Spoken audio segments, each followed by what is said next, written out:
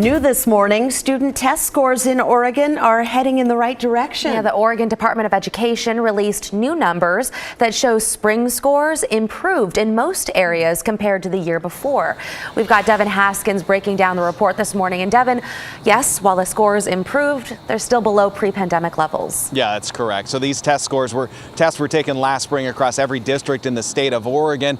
And really, the scores show that tests stabilized, or the scores stabilized across every district there with some slight improvements. But if you look at the levels pre-pandemic, they are still down, and in some areas double digits, and we're talking about proficiency.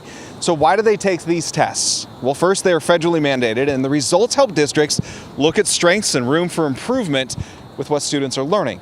The districts also look at whether or not students overall are at the level they should be.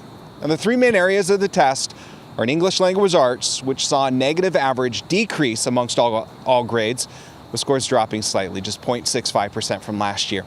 And in math, among all grades tested, scores improved on average of 0.38% over last year. And in science, scores were up 0.15%. The tests break down based on a wide variety of factors, including race, grades, and learning abilities.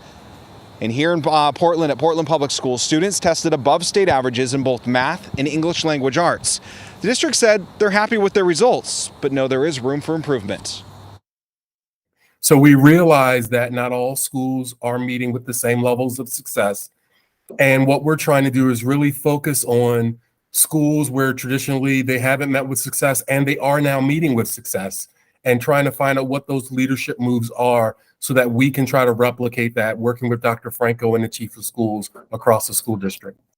Now, across the state, the biggest decrease was in the English language arts in the 7th and 8th grades. Both grades saw a decrease in proficiency by at least 2%. The full results, a complete breakdown by district and school, can be found on the Oregon Department of Education's website. That website is oregon.gov/ODE.